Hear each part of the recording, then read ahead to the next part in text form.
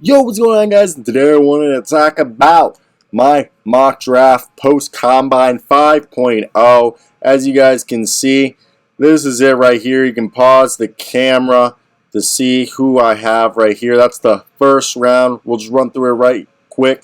With the first overall pick, Jabari Smith. With the second pick, Chet Holmgren. With the third pick, Paolo Banchero. With the fourth pick, Jaden Ivey. With the fifth pick, Shaedon Sharpe. And then at 6, Keegan Murray. 7, we got Benedict Mathurin. Little sister and her friend walk down. It's awkward. This is what happens when you're visiting your parents. At 7, it's Benedict Mathurin. At 8, it's Dyson Daniels. At 9, Jeremy Sohan. At 10, AJ Griffin. 11, Mark Williams. 12, Johnny Davis. 13, we have Jalen Duren. Then 14, Jalen Williams. Yeah, surprise lottery guy. 15, Malachi Branham. 16, Ty Washington. At 17, Kendall Brown. At 18, EJ Lindell. At 19, Ousmane Dieng. 20, Tari Eason. 21, Ochai Agbaji. At 22, Jaden Hardy. At 23, Patrick Baldwin, which could turn into the Sixers pick. If it does, we'll have to redo this. I had to update that. At 23, Patrick Baldwin. At 24, we have Kennedy Chandler. I had Agbaji listed twice, and I forgot to make that edit. And then we have Bryce McGowens at 25. At 26, Nikola Jovic. At 27, Marjon Beauchamp. At 28, Jake LaRavia. At 29, Walker Kessler. And at 30, Blake Wesley. And then if you guys care for the second round, we'll do this later on in the video when I do the whole talk after the first round. And I'll have the first round pop up continuously. Let's hop into the video. Like and subscribe.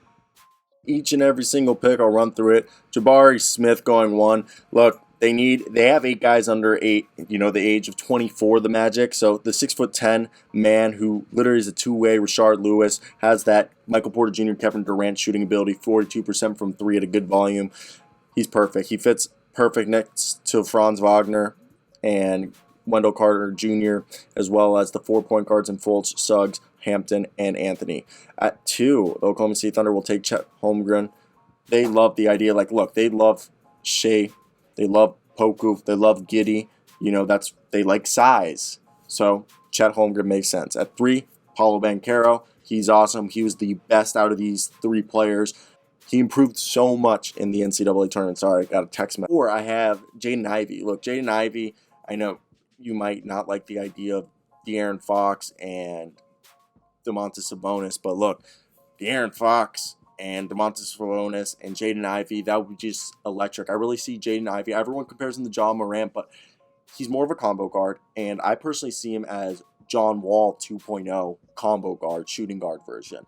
And have Fox be the point guard and have Ivey be the shooting guard. Davion Mitchell, 6th man. And right there, you have guys who can probably one of the most fastest two-way transition backcourt in the league.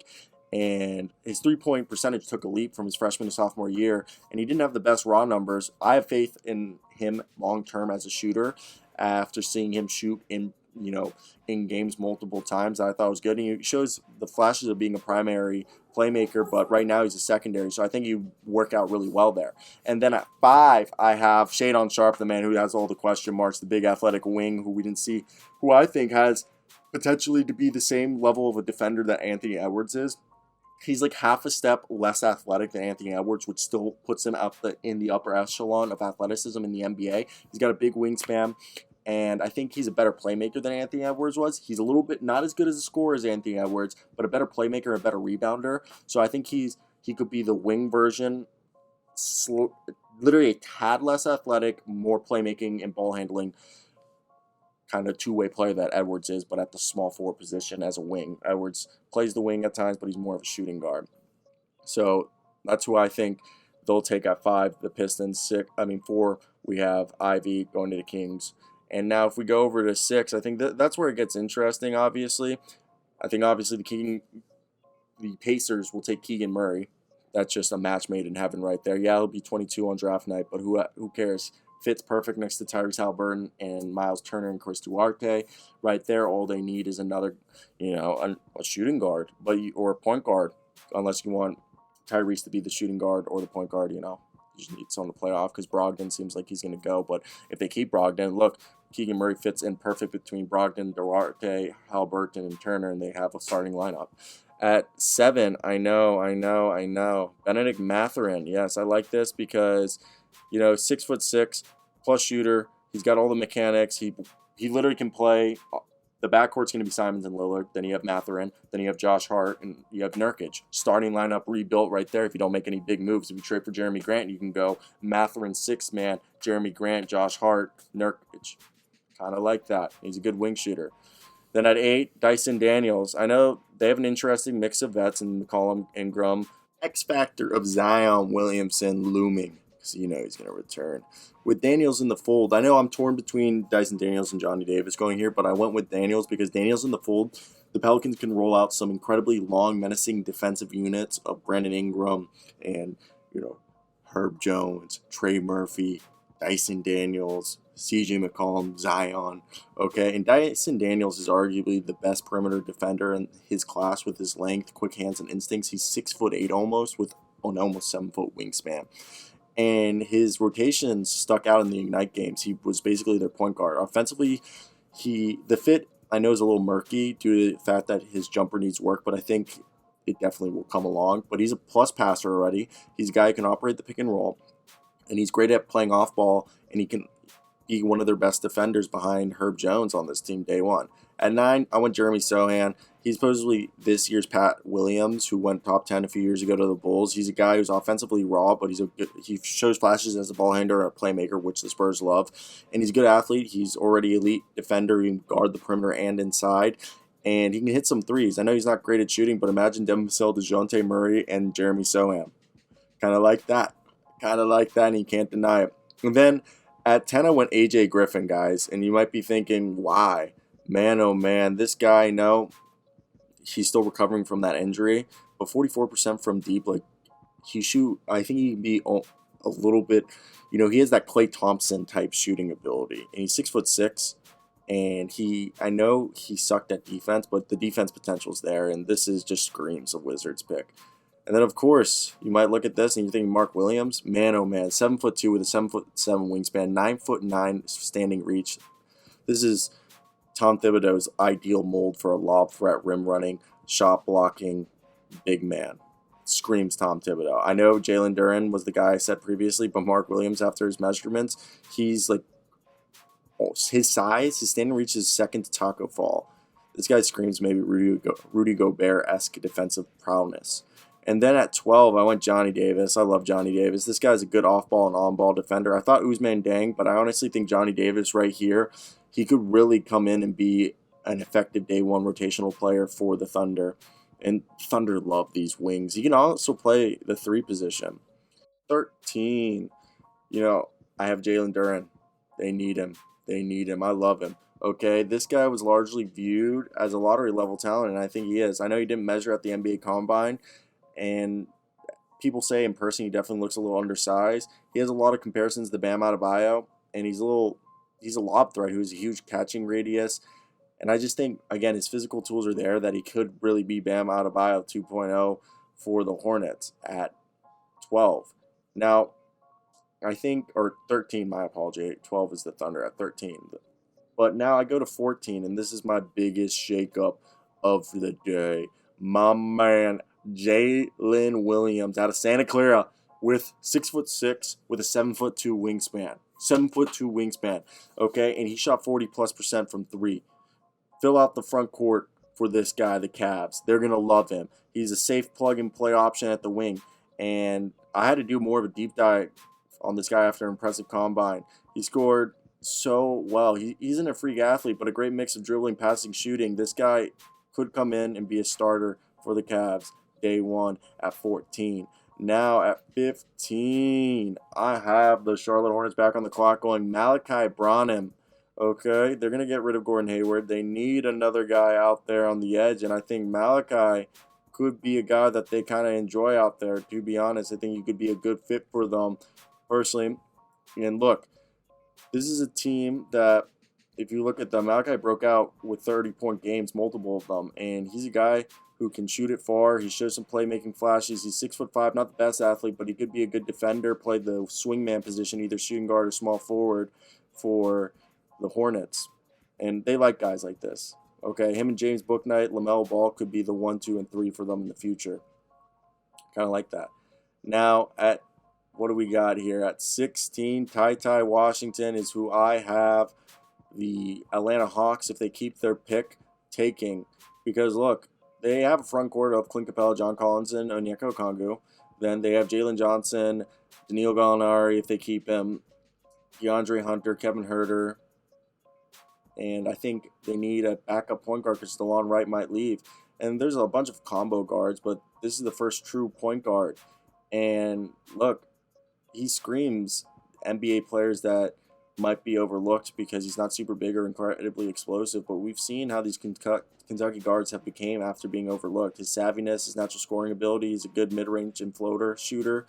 And I think, yeah, he needs to get better at finishing at the rim. But this is the perfect team, the Hawks, to take him. Now, at 17, I have the Houston Rockets taking my man.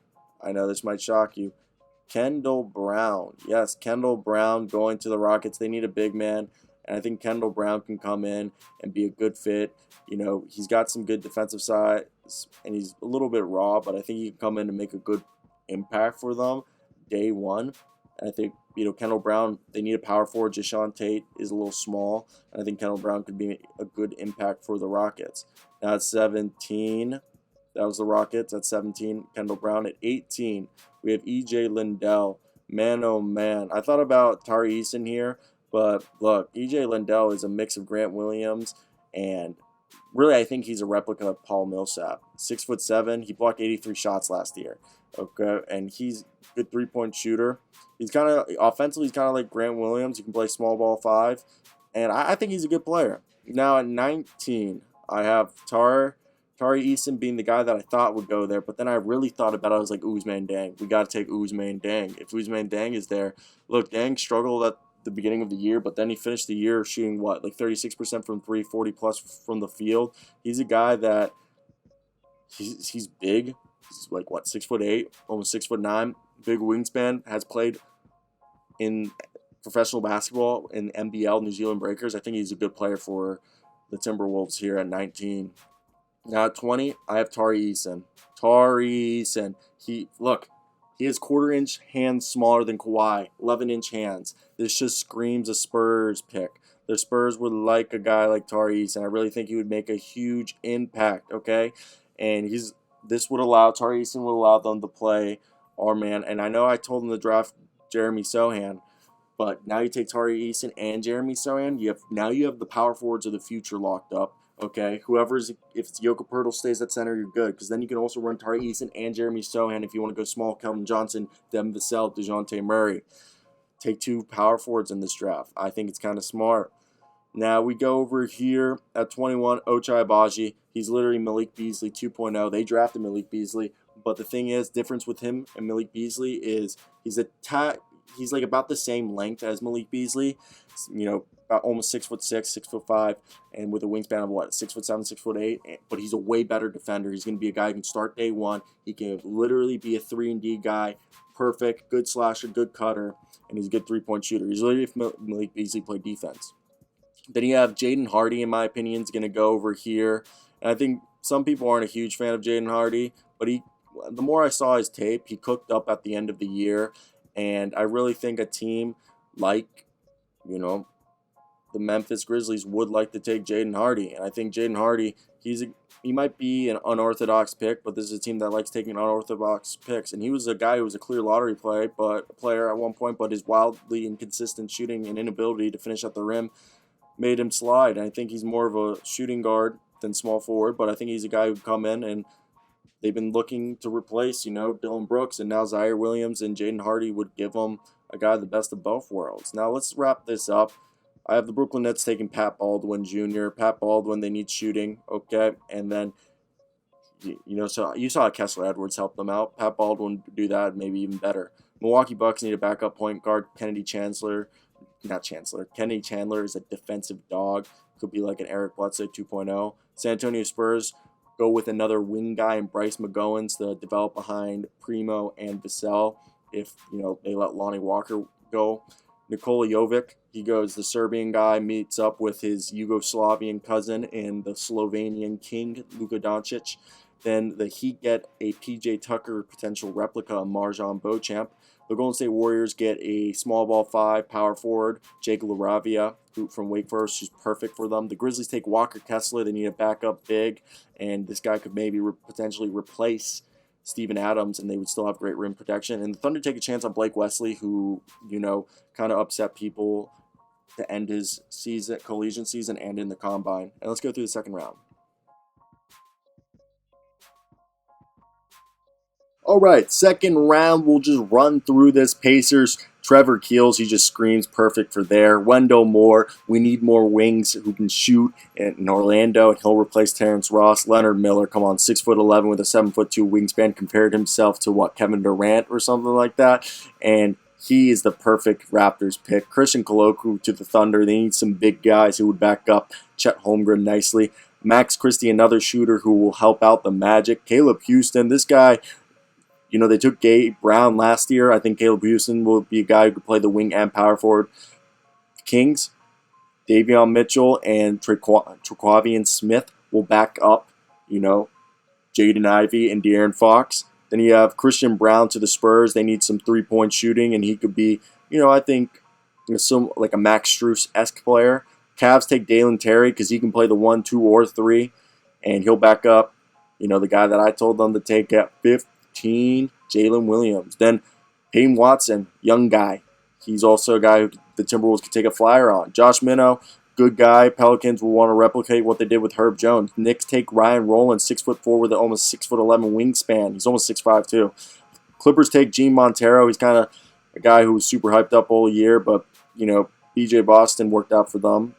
Harrison Ingram, Hawks they take a guy who could maybe be insurance for if they trade away DeAndre Hunter.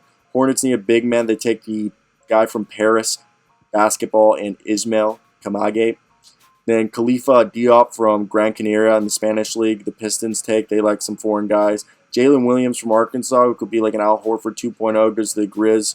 Then Aldonis Williams, who's a big point guard who can challenge Jordan McLaughlin and give some depth behind Pat Bev and D'Angelo Russell as a point guard. Justin Lewis gives some more wing shooting for the Kings. Jabari Walker to the Timberwolves behind, Jaden McDaniels and Leandro Balmaro.